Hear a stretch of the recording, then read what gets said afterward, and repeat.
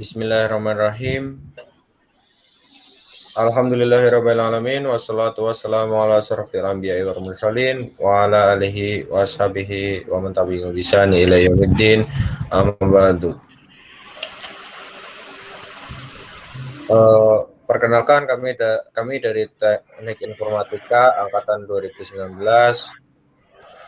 yang terdiri dari Muhammad Fahri Mubarok, Fatan Nabil Fikri, sama saya sendiri Muhammad Mirza Syafiq. Kami di sini ingin menjelaskan tentang teori bias. Selanjutnya akan diserahkan kepada Mas Nabil. Oke, terima kasih atas kesempatan yang diberikan. Kali ini saya akan menjelaskan apa itu teorema Bayes. Teorema Bayes merupakan sebuah metode klasifikasi yang menggunakan probabilitas dan statistika. Nah, teorema ini memprediksi peluang terjadinya suatu kejadian di masa depan berdasarkan kejadian yang sudah terjadi di masa sebelumnya. Teorema ini dikemukakan oleh statistikawan Inggris yang bernama Thomas Bayes.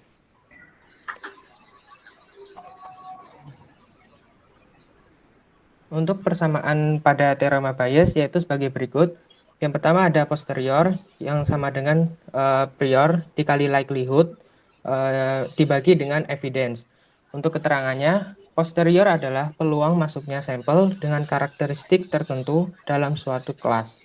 Prior sendiri adalah peluang munculnya kelas.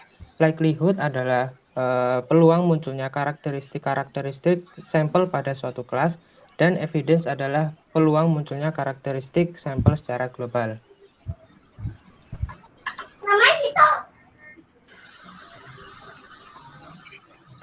Nah, untuk persamaan lebih lengkapnya dapat dilihat di slide berikut. Dengan keterangan X adalah data dengan kelas yang belum diketahui, C adalah hipotesis data yang berupa suatu kelas spesifik, probabilitas CX adalah peluang hipotesis berdasarkan kondisi atau bisa disebut juga posterior probability. Probabilitas XC adalah peluang berdasarkan kondisi pada hipotesis.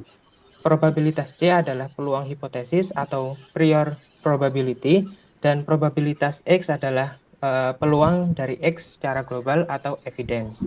Nah, untuk implementasinya lebih lanjut akan dijelaskan oleh Muhammad Mirza Syafiq. Silahkan.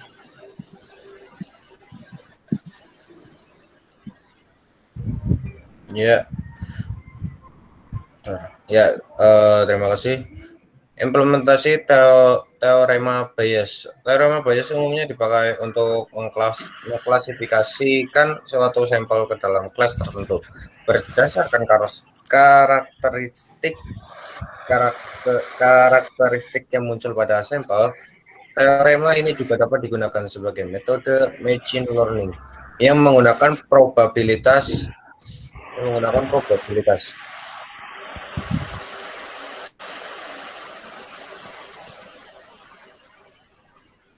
Implementasi dari teorema Bayes ini biasanya ditemukan pada bidang-bidang medis. Karena teorema ini dapat digunakan dalam bidang medis, sering digunakan untuk membuat diagnosis suatu penyakit secara otomatis. Misal penggunaan teorema Bayes dalam menentukan penyakit THT, itu penyakit kuping.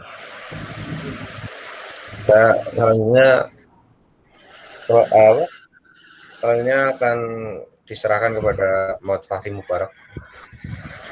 Baiklah, terima kasih. Saya akan menjelaskan mengenai implementasi dalam implementasi teorema Bayes dalam informatika, dalam skripsi informatika. Tapi sebelumnya saya ingin menyebarkan tentang referensi yang saya pelajari untuk memahami teorema Bayes. Yang pertama itu dari Triblu-Wan-Brown.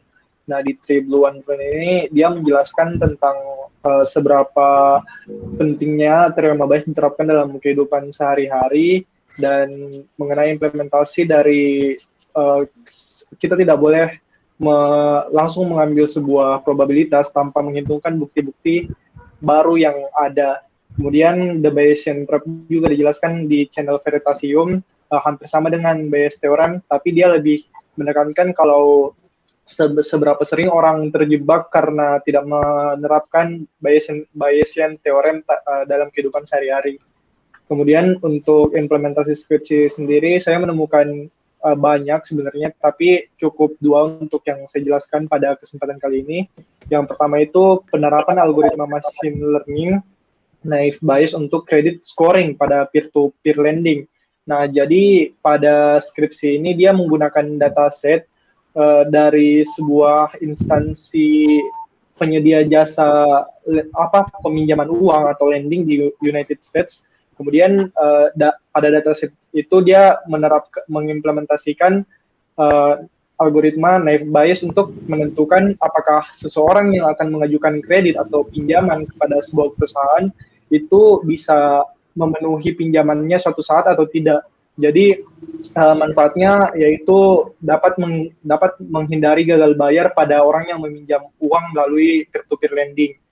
Kemudian yang kedua itu skripsi sebelumnya itu dari ITB, ditulis sama Rifda Anelias Azahra. Kemudian yang kedua itu saya temukan dari repository UIN Sunan Kalijaga, GISKA. Itu judulnya Analisis Sentimen Masyarakat terhadap Fintech menggunakan metode naive Bayes classifier.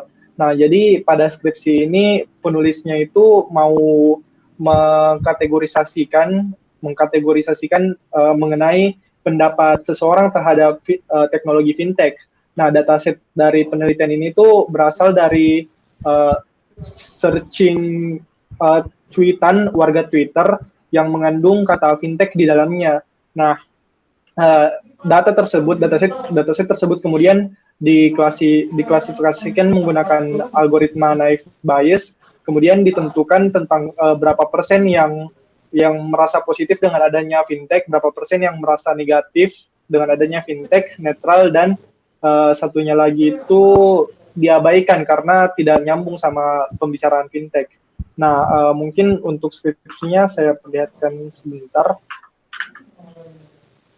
Hasil skripsi dari yang UIN Sunan Kalijaga tadi itu, ya, yang positif terhadap fintech itu ada 17,8%, yang merasa netral dengan adanya fintech itu 63,1%, yang merasa negatif dengan adanya fintech 6,7%, dan irrelevan itu 12,4%. Data yang diambil itu dari Twitter dan sebanyak 3.550 data. Mungkin itu dia presentasi dari kami. Untuk referensi PPT bisa dilihat sebagai berikut, ada dari jurnal ITB dan jurnal UIN, dan referensi dari internet lainnya. Siap, sekian dari kami. Saya kembalikan ke Saudara Syafiq untuk ditutup. Ya, terima kasih. Sekian penjelasan dari kami. Jika banyak salah dan banyak kata, mohon maaf sebesar-besarnya. Akhirul kalam. Wassalamualaikum warahmatullahi wabarakatuh. Waalaikumsalam warahmatullahi wabarakatuh.